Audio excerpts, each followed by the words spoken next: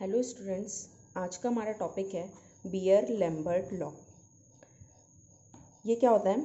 When a beam of monochromatic radiation of a suitable frequency pass through a solution, it is absorb by a solution. जब कोई monochromatic radiation किसी solution से पास कराई जाती है तो क्या करता है वो सॉल्यूशन कुछ रेडिएशन एब्जॉर्ब कर लेता है। अब इसमें एक टर्म आ रहा है मोनोक्रोमैटिक। मोनोक्रोमैटिक क्या होती है? ये वो रेडिएशन होती है जो हम किसी पर्टिकुलर यानी कि सुटेबल फ्रिक्वेंसी, जैसे लिखा हुआ है, पर्टिकुलर फ्रिक्वेंसी की या पर्टिकुलर वेवलेंथ की लेते हैं। यानी कि हमने ऐसी फ्रिक्वेंसी नहीं ली है जिसमें सारी वेवलेंथ डाली गई हैं, किसी पर्टिकुलर वेवलेंथ की ही हमारी रेडिएशन है, वो हमने इसमें डाली है। तो when a beam of monochromatic radiation of a suitable frequency pass through a solution, इस बीम को हमने किस पे पास कराया? किसी सॉल्यूशन पे पास कराया। जब हम सॉल्यूशन के थ्रू पास कराते हैं तो वो क्या होगा? वो इसे एब्जॉर्ब कर लेगा, कुछ रेडिएशन, सारी रेडिएशन नहीं एब्जॉर्ब करेगा, ये कुछ रेडिएशन को एब्जॉर्ब कर लेगा। फिर क्या होगा? As a result the intensity of a light when it finally emerges from the solution it considerably reduce. जब ये हमारे सॉल्यूशन से पास होगा तो क्या होगी? कुछ लाइट एब्जॉर्ब हो जाएगी, यानी कि एब्जॉर्ब हो गई, यानी कि वो रिड्यूस हो गई, कुछ लाइट रिड्यूस हो गई, और जो बाहर निकलेगी वो कम लाइट निकलेगी, यानी कि पूरी की पूरी लाइट नहीं निकलेगी। इसकी इक्वेशन होती है log I naught upon I is equal to epsilon C L. I क्या है? Transmitted light intensity, I naught है इंटेंसिटी लाइट, वो इंसिडेंट लाइट इंटेंसिटी, सी है molar concentration of absorbing species, M इसकी यूनिट होती है एम, जैसे कि हम मोलर के लिए लिखते हैं ना एम, या फिर मोल पर litre, mole litre inverse. L है पाथ लेंथ सेंटीमीटर में, एप्सिलॉन है मोलर एब्जॉर्प्शन कोफिशिएंट या फिर मोल या फिर एक्सटेंशन कोफिशिएंट, या इसे और भी एक नाम होता है इसका, मोलर एब्जॉर्प्टिविटी। इन सब की यूनिट क्या होती है? लीटर पर मोल पर सेंटीमीटर, या हम इसे ऐसे भी लिख सकते हैं लीटर पर मोल, क्योंकि हमारी इसकी यूनिट क्या होती है? मोल पर लीटर यानी एम, तो हम इसे एम इनवर्स भी लिख सकते हैं, एम इनवर्स और सेंटीमीटर इनवर्स, ये भी यूनिट इसकी लिखी जा सकती है। अगर हम इसे डिटेल में देखें तो हम इस सोल्यूशन से इसे अच्छे से समझ सकते हैं कि ये क्या चीज़ है। आई क्या है? जैसे कि ये हमारा कोई कंटेनर है, ट्रांसपेरेंट कंटेनर है, इसके अंदर हमारा सोल्यूशन भरा हुआ है। सोल्यूशन का कंसंट्रेशन है सी। जब कोई सोल्यूशन भरा है तो उसका कोई कंसंट्रेशन होगा, वो सी माना है। तो यही क्या होता है? Molar concentration of absorbing species. ये हमने स्पीसीज ली है जो हमारी लाइट एब्जॉर्ब करने वाली है, तो इसका मोलर कंसंट्रेशन हो गया सी। इसमें से एक लाइट पास कराई जा रही है जिसकी इंटेंसिटी कितनी है? आई नॉट। आई नॉट इंटेंसिटी की लाइट को पास कराया जा रहा है, यहाँ से हम इसे निकाल रहे हैं, यहाँ से हम लाइट डाल रहे हैं और सोल्यूशन के थ्रू ये पास हो रही है।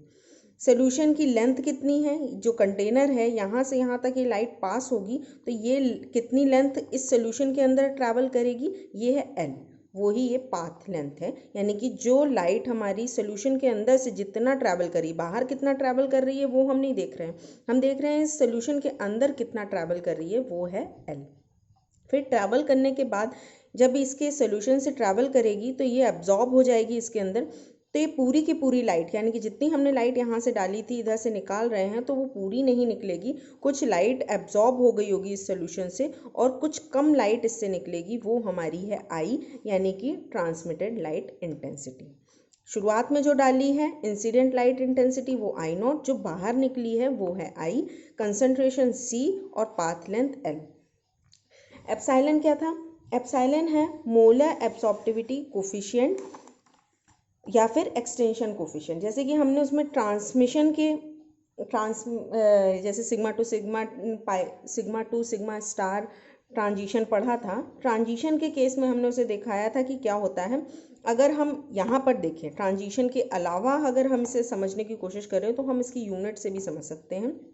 यानी कि कोई नंबर आएगा, उसकी यूनिट क्या है? पर मोल पर लीटर, यानी कि ये पाथ लेंथ है पर मोल पर लीटर नहीं सॉरी पर मोल पर सेंटीमीटर। 1 सेंटीमीटर 1 मोलर सोल्यूशन में पर सेंटीमीटर सोल्यूशन मतलब पर सेंटीमीटर पास होने पर 1 मोलर सोल्यूशन में कितनी लाइट एब्जॉर्ब हो रही है।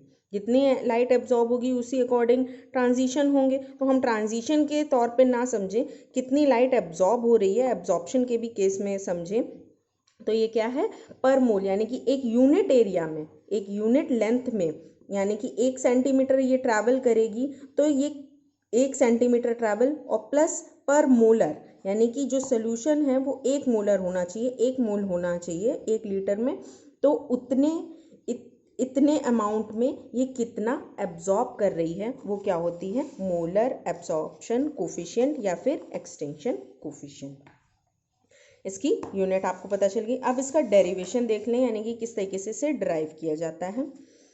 ये है the probability that the photon of a beam of intensity I हमारा वही था जो हमारी बाहर निकल रही थी, will be absorbed by a sample is directly proportional to the concentration and thickness of the absorbing solution।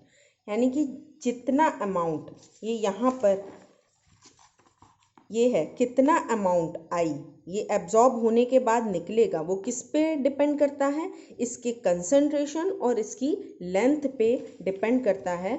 उसे हम मैथमेटिकली किस तरीके से रिप्रेजेंट कर सकते हैं, ये कर सकते हैं, we can express it mathematically d I upon I is equal to minus का एप्साइलन सी डी एल। यहाँ पर एप्साइलन आपका कांस्टेंट है, प्रोपोर्शनैलिटी कांस्टेंट, सी आपका कंसंट्रेशन है, आई हमें पता है पहले से ही जो हमारी ट्रांसमिशन के बाद लाइट निकल रही है वो, और डी आई क्या है, is the change in intensity produce by a absorption of radiation on passing through a thickness D L. D L की थिकनेस पे अगर हम लाइट को पास कराएं इतनी मोटी लेयर से, मतलब जैसे यहाँ पर एल लिया हुआ है, एल की बजाय हमने, क्योंकि हम एल वेरिएबल है यहाँ पर, एल फिक्स नहीं है तो हम इसे ड्राइव करने जा रहे हैं, शुरुआत में लिया है इसलिए डी एल लिया है। तो डी एल पाथ लेंथ पर कितना इंटेंसिटी प्रोड्यूस हो बाय एब्जॉर्ब हो रही है वो है डी आई। ठीक है, change in intensity produce by absorption of radiation on passing through a thickness D L of the solution of concentration उसका सी है और अल्फा प्रोपोर्शनैलिटी कांस्टेंट है। अब यहाँ माइनस साइन किस लिए लगाए, माइनस साइन इसलिए लगाए हैं क्योंकि ये जो आई है ये घटेगा, जो हमने शुरुआत में लिया है, इनिशियली लिया है, यानी कि यहाँ पर ये जो आई नॉट हमारा है ये क्या है, आई नॉट वैसे ही तो नहीं निकलेगा, ये कुछ कम होके निकलेगा, ये बढ़ के भी नहीं निकलेगा। अगर ये बढ़ के निकलता यानी कि ये इंटेंसिटी इंक्रीज कर जाती तब हम यहाँ पर पॉजिटिव साइन यूज़ करते, क्योंकि यहाँ पर इंटेंसिटी इसकी डिक्रीज कर रही है इसीलिए हम इसे नेगेटिव साइन के साथ दिखाएंगे। यहाँ पर क्या लगेगा, नेगेटिव लगेगा। अब मैथमेटिकल है, इसके आगे क्या करना है, integration of equation first between the limit I is equal to I naught at L is equal to 0। जब हमारा एल लेंथ आपकी 0 थी, यहाँ पर हमने बिल्कुल इनिशियली यहाँ पर जब लिया है, यहाँ तो कोई भी हमारा सोल्यूशन नहीं है, लेंथ हमारी 0 है, तब लाइट क्या है, आई नॉट है, तो आई नॉट हमने लिया। फिर ये लेंथ ट्रैवल करने के बाद जब एल हमारी एल होगी तब ये क्या होगी, आई नॉट जो है आपकी आई में कन्वर्ट हो जाएगी, ये कुछ एब्जॉर्ब होने के बाद फाइनली आई निकलेगी। या ऐसे कह सकते हैं कि हम इसे आई नॉट टू लिमिट क्या रखनी है, आई नॉट टू आई और यहाँ पर 0 टू एल। तो इंटीग्रेट कर दें इसको, ये वाली इक्वेशन थी, इक्वेशन फर्स्ट को हमें इंटीग्रेट करना है, यही इक्वेशन बस लिमिट के साथ इंटीग्रेट कर रहे हैं। I naught to I D I upon I is equal to minus का alpha C 0 to L D L. Integration आपको पता ही होगा कि इंटीग्रेशन क्या होता है। इंटीग्रेशन अगर यहाँ पर 1 अपॉन एक्स डी एक्स है तो इसका क्या आता है, इसका इंटीग्रेशन आता है नेचुरल लॉग एक्स, ये आता है, वही यहाँ पर इंटीग्रेशन आया है। और जब भी इंटीग्रेशन कोई भी चीज़ यहाँ टर्म ना हो या 1 हो तो इसका इंटीग्रेशन क्या होगा, इसका इंटीग्रेशन x होगा, वही यहाँ पर लिखा हुआ है 1 upon I D I upon आई, यानी कि जिसके रिस्पेक्ट में हो रहा है वो ही नीचे लिखा हुआ है, तो ये क्या होगा ln आई इंटीग्रेशन, क्योंकि हमने लिमिट के साथ किया तो आई नॉट टू आई यहाँ पर क्या है, ये सारा कांस्टेंट पार्ट था, कोई भी कंसंट्रेशन है वो भी कांस्टेंट है, एल के रिस्पेक्ट में तो कांस्टेंट ही है, तो ये बाहर ले लिया, केवल यहाँ पर इंटीग्रेट किया तो यहाँ हो गया L और लिमिट रख दी 0 to L। हमें पता है लिमिट को जब हम ओपन करते हैं तो क्या करते हैं, upper limit minus lower limit, यानी कि ln i minus ln i not. इसे कोई इस तरीके से मत लिखना, अगर कोई कन्फ्यूज़न है भी कि ln i minus I not कर दो, ये प्रोसेस गलत है। क्या होगा, पूरा का पूरा लेते हैं i minus ln i naught, natural log है इसीलिए ln i minus ln i naught. यहाँ पर क्या आया, minus alpha C as it is रहेगा, केवल ब्रैकेट के अंदर upper limit L lower limit 0, तो L माइनस 0। इसे हम थोड़ा शॉर्ट भी कर सकते हैं, अगर स्टूडेंट्स नंबर के हिसाब से आप इसे कट ऑफ कर सकते हैं, यहाँ से डायरेक्टली आप यहाँ लिख सकते हैं या एक आध स्टेप और कम कर सकते हैं अगर आपको ये याद है तो प्रॉपर, ठीक है। फिर आगे हम बढ़ते हैं, तो यहाँ पर जो हमारी इक्वेशन आई थी i माइनस आई नॉट, इसे भी लॉग का फॉर्मूला, वैसे हमने नर्स्ट इक्वेशन में लॉग के फॉर्मूला सारे देख लिए थे, ln या log m minus log ln m minus ln n अगर हो तो क्या हो जाता है, ये ln m अपॉन n में कन्वर्ट हो जाता है, यानी कि जब माइनस होता है तो माइनस वाला ये n है, n नीचे आ जाता है। वही यहाँ पर होगा, जिसके साथ माइनस है वो कहाँ आ जाएगा, नीचे की साइड आ जाएगा, यानी कि i अपॉन आई नॉट हो जाएगा माइनस का, क्योंकि यहाँ तो 0 आया था, ये 0 था तो 0 कैंसिल हो गया, क्या बचा माइनस अल्फ़ा सी एल, वो यहाँ पर लिखा है माइनस का अल्फ़ा सी एल। अब क्योंकि ln नेचुरल लॉग से हमें लॉग बेस 10 में चेंज करना है, तो उसके लिए हम क्या मल्टीप्लाई करते हैं, 2.303 log i upon I not.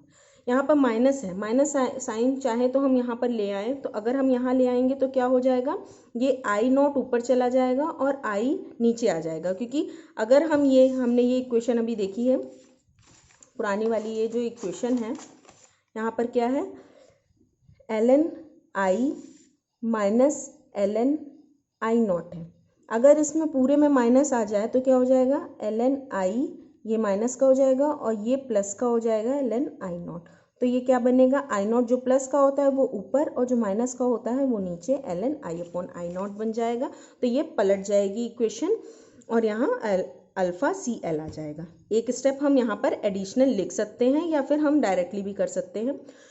अब यहाँ देखिए पूरे में कांस्टेंट क्या क्या है, 2.303 ये कांस्टेंट है, अल्फ़ा हमारा कांस्टेंट है, प्रोपोर्शनैलिटी कांस्टेंट है, तो हम इन दोनों कांस्टेंट को एक साइड कर लें, क्या कर सकते हैं, putting alpha upon 2.303 is equal to epsilon, alpha upon 2.303 को हम एप्सिलॉन से रिप्लेस कर दे रहे हैं, और क्या है, defining log I naught upon आई, वही हमने कहा था माइनस यहाँ पर साइन ले आए तो क्या बन जाएगा, I naught upon I as a absorbance, इसे हम क्या कहेंगे, इसी को हम एब्जॉर्बेंस कहते हैं। तो क्या बन गई equation, we get a is equal to log I naught upon I, क्योंकि माइनस का साइन हम इधर ले गए और ये 2.303 ये अल्फ़ा के नीचे ले गए, अल्फ़ा के नीचे ले आने पर क्या हो गया, एप्सिलॉन में ये चेंज हो गया, ये हो गया एप्सिलॉन और ये हो गया C L as it is रहेगा। तो ये हमारी फाइनल इक्वेशन बनी, इसी को क्या कहते हैं, बीयर-लैम्बर्ट लॉ।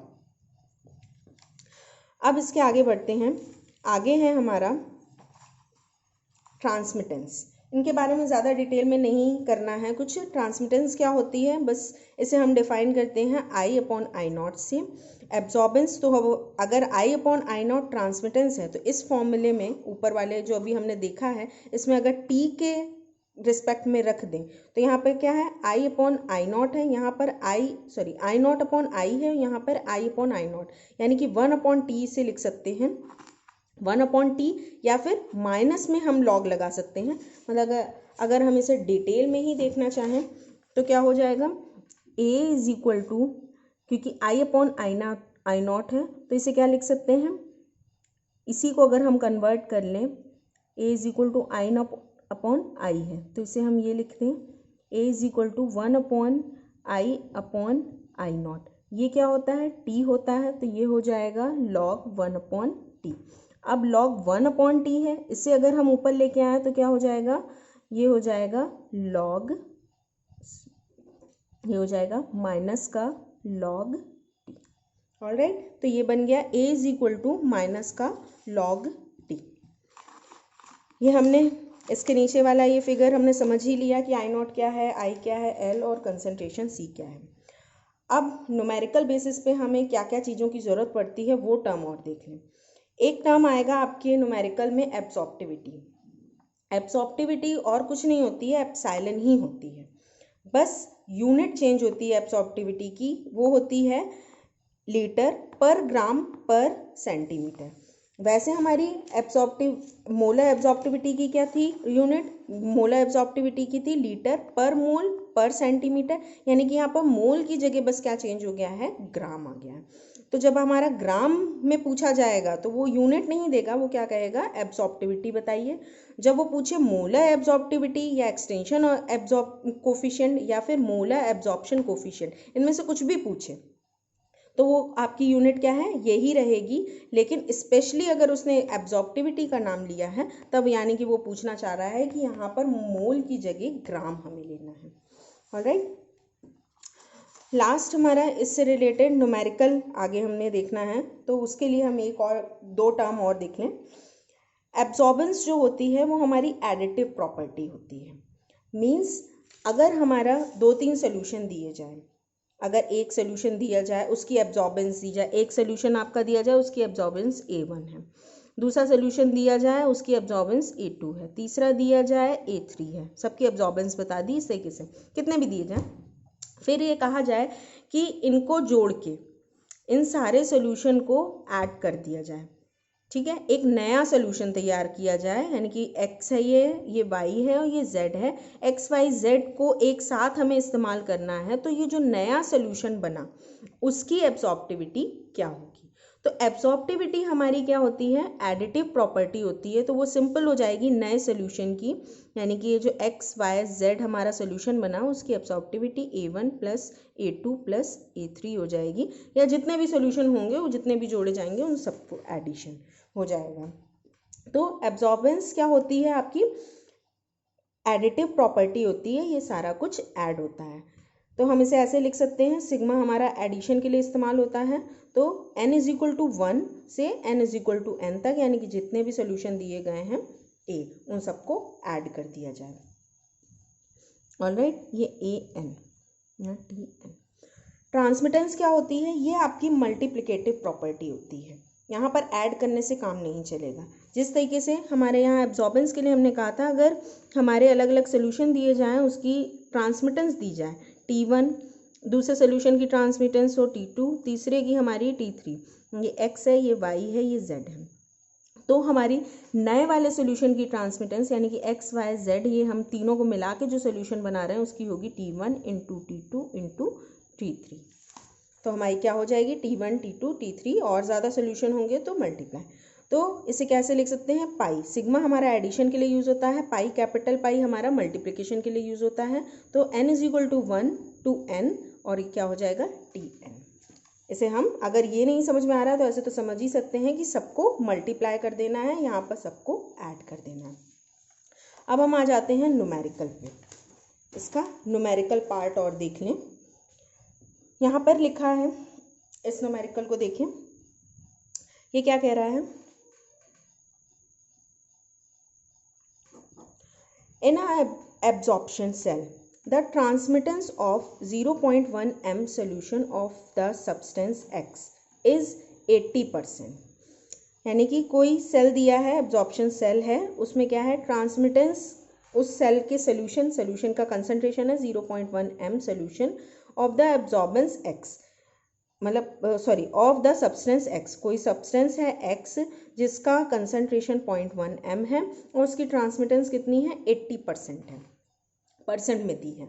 फिर क्या है, एक और सोल्यूशन है, and that of 0.1 m solution of another substance y is 60% and at a given wavelength, यानी कि किसी वेवलेंथ पे दूसरा कोई सोल्यूशन है उसकी भी कंसंट्रेशन क्या है, 0.1 m का है और उसकी ट्रांसमिटेंस कितनी है, 60% है। अब यहाँ पूछा जा रहा है, what is the transmittance of the solution that simultaneously 0.1 m in x and 0.1 m in y, यानी कि इन दोनों को जोड़ दिया गया है, इन दोनों को मिक्स कर दिया गया है। अब नया सोल्यूशन एक बना है एक्स वाई का, उसकी क्या हमें निकालनी है, ट्रांसमिटेंस।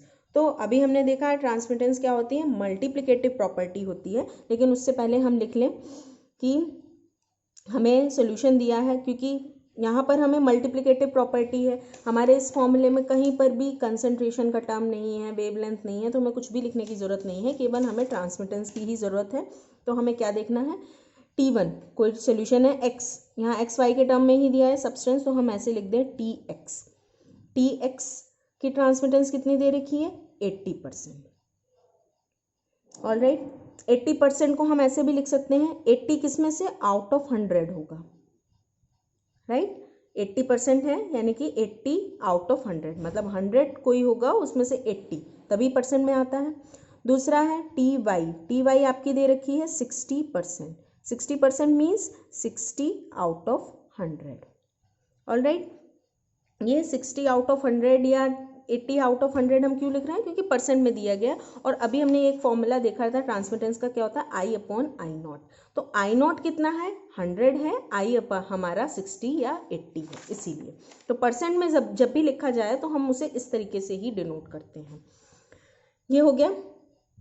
आगे क्या है, हमसे पूछा गया है कि फाइनल जो सोल्यूशन है, फाइनल सोल्यूशन यानी कि Txy का हमारी ट्रांसमिटेंस कितनी होगी, Txy हमें निकालना है। तो ये क्या होगी, Txy के लिए क्या होगा, Tx मल्टीप्लाई Ty। Tx कितना है, 80/100 मल्टीप्लाई 60/100, ये कितना आ गया, ये आ गया 100 में से ये हो गया, यानी कि 48/100, दैट इज 0.48। यानी कि इसकी ट्रांसमिटेंस, ये जो फाइनल सोल्यूशन बना एक्स वाई की ट्रांसमिटेंस कितनी होगी, 48। इसकी कोई भी यूनिट नहीं होती, एब्जॉर्बेंस हो चाहे ट्रांसमिटेंस हो, इनकी कोई भी यूनिट नहीं होती। तो हमारा ये हो गया आंसर। इजी था क्वेश्चन। अगर आपको ये पता है कि ये मल्टीप्लिकेटिव प्रॉपर्टी है तो ये तुरंत लग जाएगा। अगर आपको नहीं पता है तो आप फिर इन फॉर्मूलाज में रखेंगे, फिर निकालेंगे, तो फिर बहुत टाइम लगेगा। इसीलिए आपको पता होना चाहिए कि एब्जॉर्बेंस एडिटिव प्रॉपर्टी है और ट्रांसमिटेंस मल्टीप्लिकेटिव प्रॉपर्टी है। आगे चलते हैं नेक्स्ट न्यूमेरिकल पे। ये क्या है, ये अ कंपाउंड हैविंग कंसंट्रेशन, यहाँ पर 10⁻³ ग्राम पर लीटर ये कंपाउंड का कंसंट्रेशन है। Resulted absorbance value 0.20 at lambda max 510 nm using 1 centimetre cell, यानी कि 1 सेंटीमीटर सेल है, यानी कि पाथ लेंथ हमारी कितनी है, 1 सेंटीमीटर, वेव लेंथ हमारी 510 है, जिसकी हमें ज़रूरत नहीं पड़ती है इन क्वेश्चंस में। एब्जॉर्बेंस आपको दे रखी है 0.20, इसकी कोई यूनिट नहीं होती, इसलिए यहाँ यूनिट नहीं लिखी है। और जो कंपाउंड है उसकी कंसंट्रेशन है 10⁻³ ग्राम पर लीटर।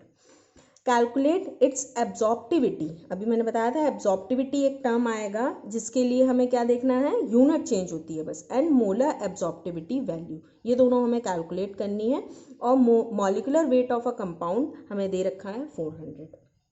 अब हम जितना भी डेटा दिया है उसे लिख लें। सोल्यूशन हम लिखने जा रहे हैं, करने जा रहे हैं। कंसंट्रेशन दे रखा है, यानी कि इसे हम C से रिप्रेजेंट करते हैं, 10⁻³ ग्राम पर लीटर में कंसंट्रेशन है। एब्जॉर्बेंस दे रखी है, यानी कि A हमें दे रखा है 0.20।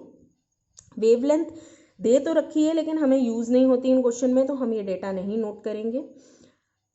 यहाँ पर क्या है, सेल दे रखा है, यानी कि लेंथ दे रखी है 1 सेंटीमीटर। और क्या दे रखा है, नीचे एक और डेटा दे रखा है, मॉलिक्यूलर वेट दे रखा है, मॉलिक्यूलर वेट इस कंपाउंड का दे रखा है, क्योंकि यहाँ पर वैसे कंसंट्रेशन किस में होते हैं, मोल पर लीटर में होती है, लेकिन यहाँ ग्राम पर लीटर में दी हुई है, इसीलिए हमने यहाँ पर क्या दे रखा है, मॉलिक्यूलर वेट दे रखा है 400, लेकिन यहाँ यूनिट नहीं दी है। लेकिन एक्चुअल में मॉलिक्यूलर वेट की यूनिट होती है, क्या होती है, ग्राम पर मोल, या फिर इसे और क्या लिख सकते हैं, ग्राम मोल इनवर्स। ये भी इस यूनिट को भी और क्या लिख सकते हैं, ग्राम लीटर इनवर्स। ऑलराइट, तो हम इसके आगे सारा डेटा हमने लिख लिया है। अब हमें निकालना क्या है, एब्जॉर्प्टिविटी निकालनी है और मोलर एब्जॉर्प्टिविटी। एब्जॉर्प्टिविटी यानी एब्जॉर्प्टिविटी निकालनी है। एब्जॉर्प्टिविटी भी क्या होती है, एप्सिलॉन ही होती है। अब यहाँ पर हम एप्सिलॉन लिख ले चाहे तो, लेकिन एप्सिलॉन ये वाली कौन सी है, इसकी यूनिट चेंज होगी बस। इसके लिए क्या होगी, यूनिट आएगी, इसकी यूनिट होगी लीटर, ग्राम इनवर्स और सेंटीमीटर इनवर्स। और हमें क्या निकालना है, ये कोई वैल्यू आएगी और ये हमारी यूनिट आएगी। दूसरा हमें निकालना है मोलर एब्जॉर्प्टिविटी।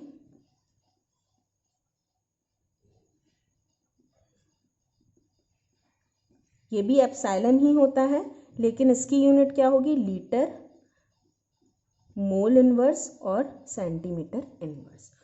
तो चीज़ दोनों सेम है, बस यूनिट में डिफरेंस है। इसका फॉर्मूला हमारा फ्रॉम बियर लैम्बर्ट लॉ से हमारा फॉर्मूला क्या आता है, वी नो दैट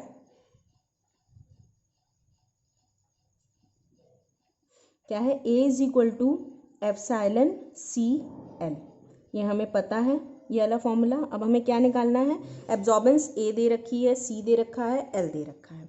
तो हम पहले एब्जॉर्प्टिविटी निकाल लें, यानी कि epsilon is equal to A/CL के थ्रू।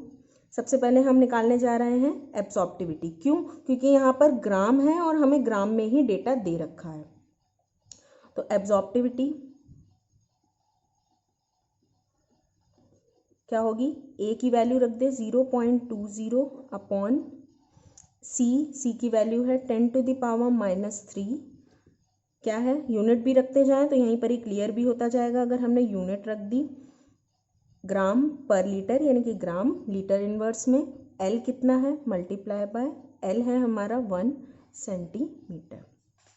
तो ये वैल्यू क्या आ जाएगी, 0.2 इंटू 10⁻³ ऊपर चला जाएगा। ये जैसे ही ऊपर जाएगा माइनस में है प्लस हो जाएगा, ये प्लस में है इसकी पावर तो ये माइनस में आएगी, ये माइनस में है तो पहले इससे लिख दें, इसकी पावर प्लस में आएगी, इसकी पावर माइनस में आएगी, ग्राम इनवर्स और सेंटीमीटर की भी पावर यहाँ प्लस है, ऊपर जाते ही ये माइनस हो जाएगी। तो ये क्या बना, ये आया 200 लीटर सेंटीमीटर इनवर्स। ये आ गई हमारी एब्जॉर्प्टिविटी। नेक्स्ट हमें क्या निकालनी है, मोलर एब्जॉर्प्टिविटी। फॉर्मूला सेम है, बस हमें यूनिट चेंज करनी है। तो यूनिट के लिए हम ये भी चीज़ ध्यान दें, ये किस में है, लीटर पर मोल। ठीक, तो हमें इसे कंसंट्रेशन, मोल पर लीटर ये हमारा कंसंट्रेशन ही होता है, यहीं से ही हम निकालते थे। तब हमें किस में दिया जाता था, मोल पर लीटर में दिया जाता था। अब की बार ग्राम पर लीटर में दिया है तो हमें इस कंसंट्रेशन को ही चेंज करना पड़ेगा मोल पर लीटर में। कैसे चेंज होगा, ये हमें मॉलिक्यूलर वेट भी इसका दिया है ग्राम पर मोल में, तो हम ग्राम पर मोल और मोल पर और ये ग्राम पर लीटर का इस्तेमाल करके हम क्या निकाल लेंगे, इस कंसंट्रेशन को निकाल लेंगे। तो वैसे हम फॉर्मूले से भी याद होना चाहिए, कंसंट्रेशन अगर कोई किसी चीज़ का दिया जाए तो वो कंसंट्रेशन की वैल्यू रख दें 10⁻³ ग्राम पर लीटर अपॉन जो मॉलिक्यूलर वेट है। अगर हम मॉलिक्यूलर वेट को रख दें, मॉलिक्यूलर वेट यहाँ पर कितना है, 400 ग्राम पर मोल। ऐसे भी समझ सकते हैं, यहाँ पर ग्राम है, हमें क्या चीज़ हटानी है, मोल पर लीटर में लाना है। यानी कि ये जितना भी सारा कुछ है ये हमें किस में कन्वर्ट करना है, मोल पर लीटर में कन्वर्ट करना है। यानी कि ये अलग से हम देख लें, कंसंट्रेशन है, इसे हमें लाना है मोल पर लीटर में, लेकिन हमें दिया किस में है, ये दिया है ग्राम पर लीटर में। और मॉलिक्यूलर वेट की भी यूनिट दे रखी है, वैसे भी पता होती है ना भी दी हो।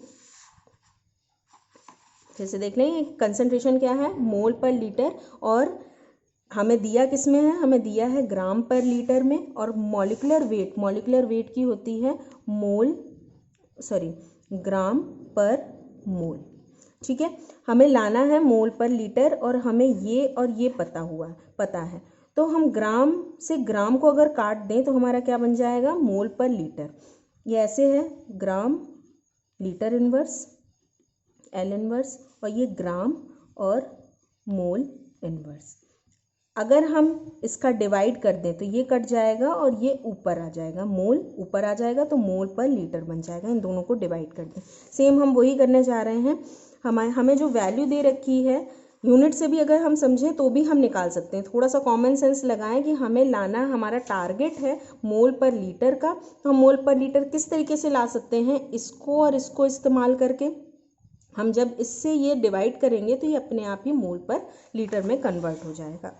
तो ओवरऑल ये क्या बना, ग्राम ग्राम कैंसिल हो गया, ये आ गया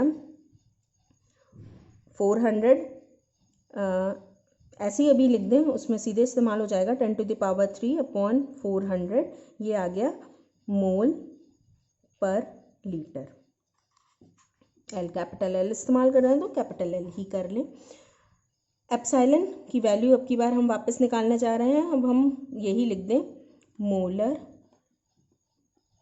एब्सॉर्प्टिविटी इज इक्वल टू क्या है, ए हमारा है 0.20, इसकी कोई यूनिट नहीं। सी हमारा हमने अभी अभी निकाला 10⁻³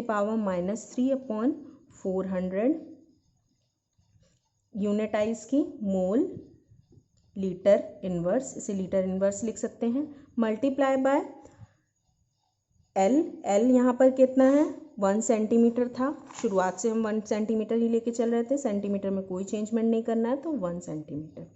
ये क्या आ जाएगा 0.20, 400 ऊपर जाएगा 400/10⁻³ मोल ऊपर जाएगा, लीटर ऊपर जाएगा, तो लीटर ऊपर जाएगा माइनस में है प्लस हो जाएगा, मोल ऊपर जाएगा, मोल प्लस में है माइनस हो जाएगा, सेंटीमीटर प्लस में है ऊपर जाते ही ये माइनस में हो जाएगा।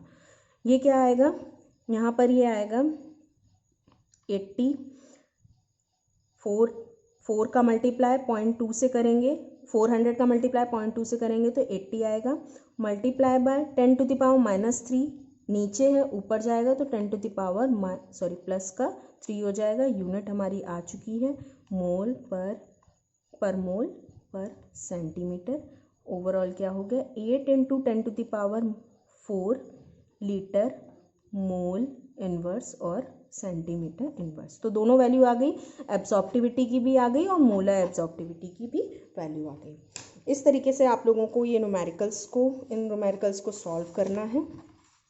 तो स्टूडेंट्स, आज की क्लास के साथ आपका अल्ट्रा वायलेट स्पेक्ट्रोस्कोपी ख़त्म हो गई है। अब नेक्स्ट क्लास में हम स्पेक्ट्रोस्कोपी की अदर पार्ट्स को पढ़ेंगे।